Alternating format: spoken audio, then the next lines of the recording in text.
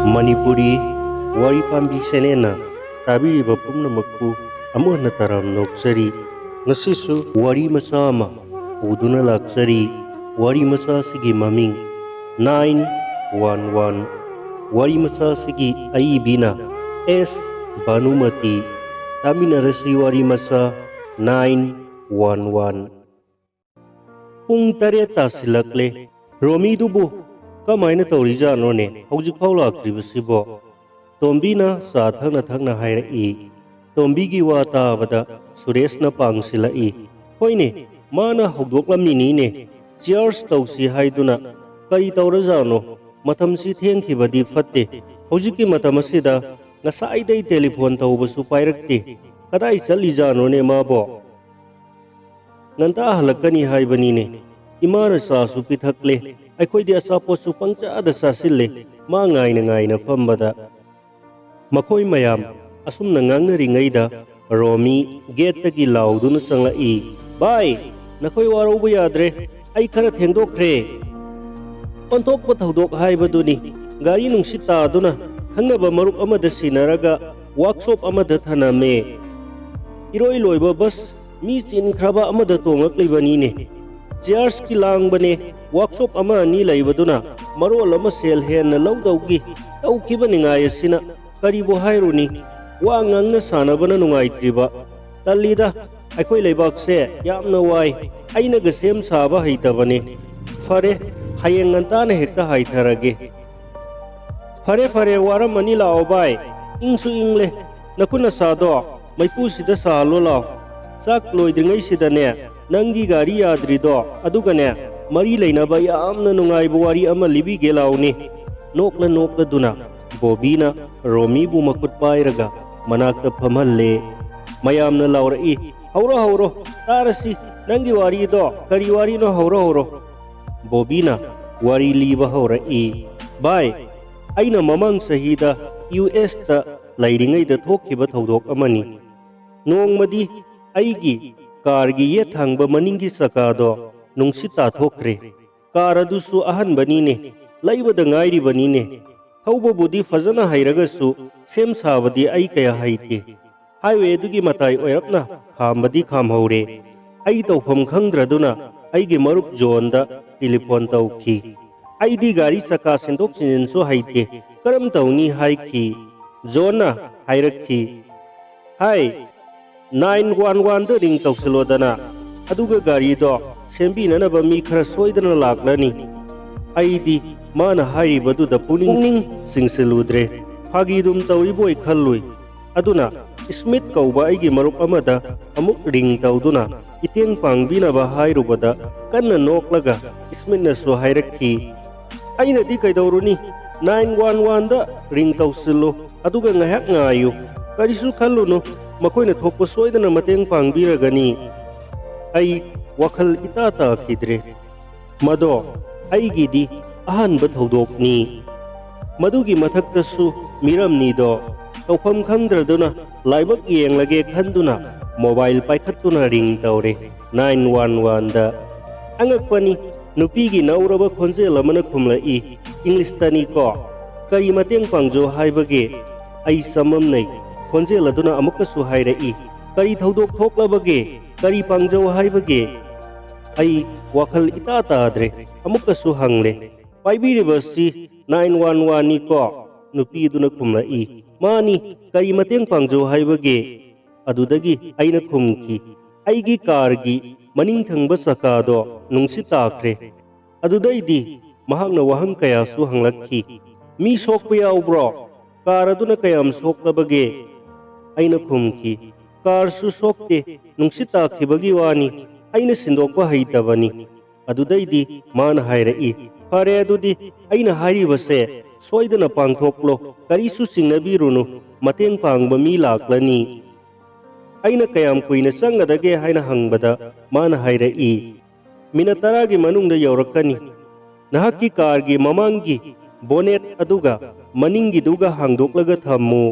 aduga nahang meter tararom chathoklaga lambigi mataida leplaga ngairo karisu wabiruranu yamna ingna nungsina hairkraba khonjelni takhibado minat ahum khakta maksat pada ngairi pulis ki asauba car ama laktuna inakta khamlare aduga aigi car adu de yenglaga pulis amana hanglakki masi Mr. Bobby giraw aina mani haina kumki mana amu hanglai nang Mexica la aina amu kumki nate ai Indian ni mahiroira aina suhangki aina nate haiki mafam asida thabak tawbara haibada aina tawi haina kumlaba tungdadi aigi I card yenge haiduna mangonda uhanki asumna yamna kupna wahung paukum tawnarabagi tungda minat mangagi manungda aigi yauriba extra sakado pansin bire aduga harauna aibu yenglaga hairakki nahakki nateng pangba ngamjabase onthokna nungaijare adom office ta matam chana thungluba ngamani hairaga chatkadabagi sem sarai aina mabu khamlaga haiki yabiradra sar kari tawjakhoge haina aingonda onsilakki matam aduda aina aigi wallet tagi dollar gi note singdo lauthoknaba kanna honari aduga mangonda haiki pifam thokko sel kaya oigadage aigi itawaduda ngaglap yenglaga hairakki adombu sangnaina tax thibidabara aina matam chana chana thi haina kumki aigi wahai tabada noklaga hairakki aikoina nakoigi mateng tawjabagi awamaldi adomna thibiriba tax aduda yawkhrabani magi paukhom asida aingonda onthokna ngakna thokki mahaksu satnanabagi sem sarai mado ubada aina amuksu khamki officer karigumba kharadanga hangjakige yamna khangjaningduna tawbani ko aina ring tawbu matamda minat 10 rom sangani hairaga minat 3 gi manungda yawraklibadubu karamna no o adomna ring tawbu matamda adomgi laifamse phone okpiriba mi aduna khanglabani aduna mana khwaidagi nakpa mafam ama khallaba tungda aikhoida mateng pangnanaba sinarakkibani aduga nupi aduna asopan yawbra hanglibaduna karigino o sokpa khotpa yawragadi ambulance puduna laknabani ai kumnamaga setabada yamna nungaijakki aduga haijakki ngakpigani wahang amani danga hangjakkige ngasai medam aduna gari sokpra hanglibaduna karigino karigumba gari soklabadi fire extinguisher yauba akhannaba gari poraknabani karana tamba ngambage maihau langkok thokpasu mayai khandaba yadabani aduga gari gi bonnet amadi maningi thong hangdoklaga thamnanaba aduga meter 10 rom chathoklaga lambi gi mataida lepnaba hairaklibaduna karigino police aduna nokphet tawraga khumki highway di gari kana thaunabani na kanana khangni nangi gari ado bonnet amadi maningi thongdu hangduna thamdrabadi seliba car oiraboi ningduna kana thujilakpasu yai thengjilambasu yai nahaksu sokpa yai aduna ni aduga mahairoi ra haina hanglibana karigino mahairoi singidi tonganba kangol ama lai aduna ni yare ko kari haibikini yazare adombu thagatsari hairaga makoibu harauna bidai pikre yengu bai ngaktra kaya kangon chumna makoina hingliba sakhotpa haibu asimangai ne ha romina munna tarambadagi khol horap hairai aoibani bai sahi yankai khakki khenabadi oigadaba mande hanawat khini aikoina makoibu tanagadabasi hare bai aikoi maruptagi kanakhraba wari ama ngasi taja hobase laibak phabani haijage bobidi amuk US satkadabasu kuidre aduna ngasi gi shares ki sakse nuaina samina rasi aduga bobi matungda supungning loksing oiba yaba aikoina soptriba para kaya yauba nungai ba wari kaya tungsillaga pubiraknaba haijari haujikidi pumna makku khutsa sengdoktuna Hong saraba sakse sabi nanaba khurumjari mayam pukning makalamna hauna nokminai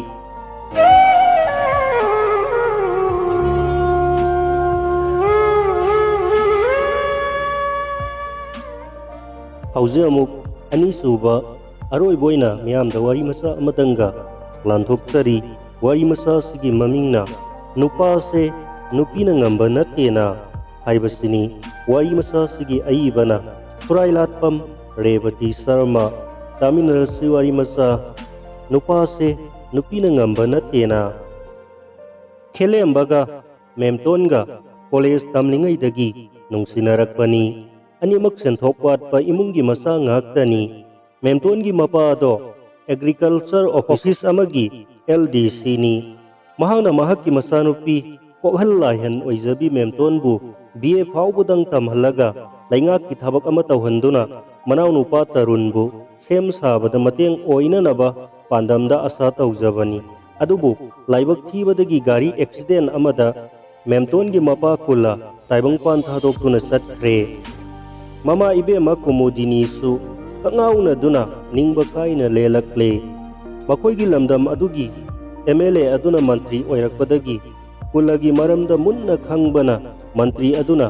kulana hundoklamlabi masanupi Memton amadi manaw tarunga ani adugi manungda amadi da in harness ta habak ama haplage haina mantri na Kumudini amadi masa anibu mahakki quarter da kaurai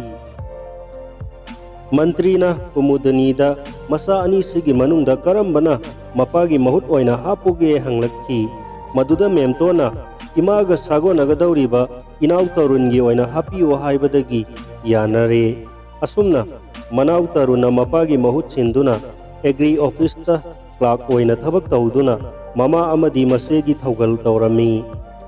somdana Khelembado BA pass tawre haibagi haraufam laite mahakki mapa madugi thagi phangliba pension na imung manung phauba puba konadribani mama nadi laik makha tamthanabagi mahutta laibakki thabak masa amata oirabasu tawhaningli adubu thabak tawhaninglabasu mapa isum sumde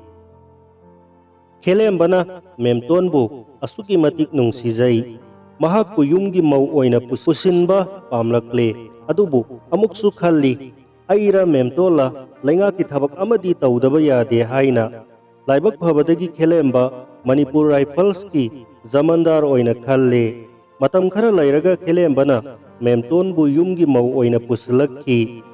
Khelembagi mamanadi Memtonbu kaya pamkide luhongaba matung sahi amarom helaba phauba makhoi ani angang amata yawbagi mami udabadagi mama sakhi khoirang khoisaunarami matam khara lairaga Khelemba ukrulda posting tabadagi mahaki nungsijarabi Memtongi pungning phathaduna aihak marak suti lauduna lakani kanimata waganu ima ipagi thawgal ningthina tawduna layu hairamlaga posting tariba mafam adugi damak yum thadokhi Sakina mahaki mapuroiba madubu mausadagi mana ngamduna ta laibani Sakina mamong Memtonbu mausadagi pamjadabaga masasu yaudabaga amukke hena nungsirakre mahangna Memtonbu yumgi thabak pumba suhanduna laknaba haurakki Memton su pai laite kaisu haijaba ngamdana ngasi phauba lelakliba mataw aduda makubok madusu mahaki nupina ngambanina karisu haiba ngamkide khangna una adumak lenba taki nongma Memtongi manaw taruna makoida lakpada masena lairamliba mong matawado ubada mathamoida nungaitaba phawjakki karigi sena aduk wana migi minaigum thabak suduna laigadawribano kanade yumda chatsi ise haibada masena yaba kawba laikide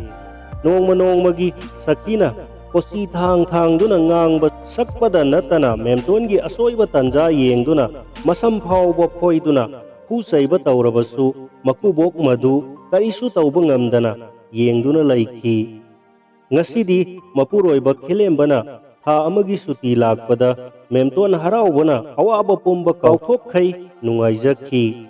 mapuroiba Khelembana Memtonbu luna sana tawjakhi adubu Memtongi maithongda tariba awabagi mami aduna mahakku mamana soidana otpiramgani haibasi khanjakhi adubu khangna Khelembana Memtonbu punging phathabiduna haiki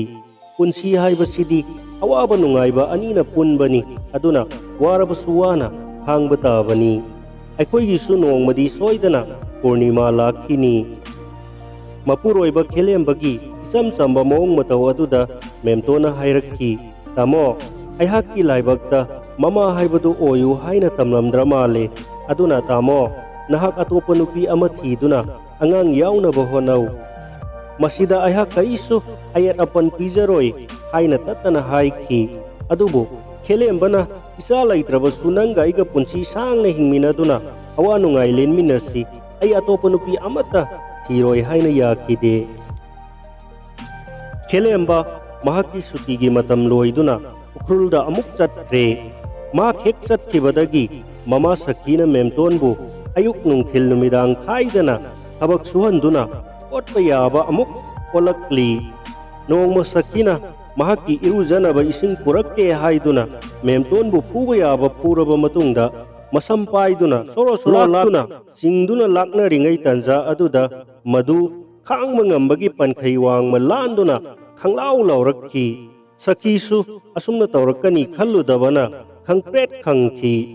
ꯃꯍꯥꯛꯀꯤ ꯍꯩꯅꯕꯤ ꯃꯄꯨꯔꯣꯏꯕꯒꯤ ꯆꯤꯟꯊꯛꯇ ꯉꯥꯡꯕ ꯍꯧꯔꯛꯈꯤ꯫